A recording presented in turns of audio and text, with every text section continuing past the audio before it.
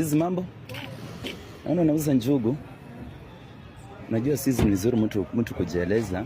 Mimi naitwa Dani na naomba tu kwa heshima, niko na njaa hiki. Unaweza nisaidia kwa njugu hata kama ya 10 bob nikule. Na Mungu akubariki sana. Kama tu unaweza nisaidia kwa njugu ya 10 bob nikule. Mimi niko na njaa sana.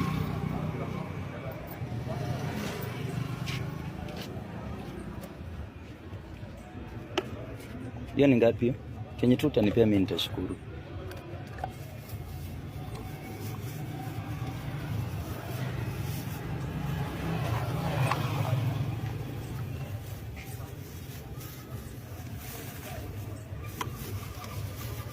Hiyo ni ya 10 bob. Oh, hiyo ni ya 20 bob eh? Wow. Barikiwa sana. Mungu akubariki. Unaitwa nani? Stacy. Sawa Stacy, thanks eh? Aenda poa.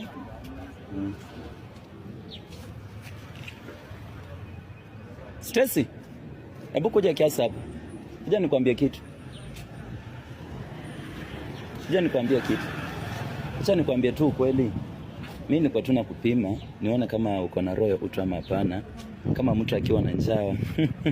Simama kidogo, kuja. Kama mtu akiwa na njaa wewe unaweza msaidia ama hapana. Na kwa sababu ya hiyo, hebu weka hapo njugu zako hapo kiasi, nikwambie kitu. Hiyo umeniambia ni 20 bob eh? Sasa mimi sitanua na 20 bob. Unajua mimi nataka kununua na pesa ngapi? Mimi nataka kufanya hivi. Nataka ninunue na shilingi 100. Nataka nikupea 100 shillings. Kwa sababu ya upendo wako, na roho yako uko nayo. Si ni sawa? Alafu nikuulize, hizi njugu zote ni pesa ngapi? Nataka kuzinunua zote. Alafu enda upeana watu for free. Huwa nafanya kipindi naitwa social test kupima watu kama wako na roho utama hapana. So hizo zote niambia ni pesa ngapi nilipe. Zote tu sema ni pesa ngapi zote. Hata kama ninataka kuhesabu, twende tupeana watu wa nduthi hapo. Tutafuta hapo watu wa nduthi tupeane. Hebu kuja twende, come. Kuja tupeane watu wa nduthi. Chukua hizo weka hapo. Kuja twende tupeane watu wa nduthi zote, sawa? Unahisi aje? Kuja twende. Come. Iti hawa wako nataka tununue njugu. Watu wangu wa nduthi nataka tupeane tupromote dem, sawa?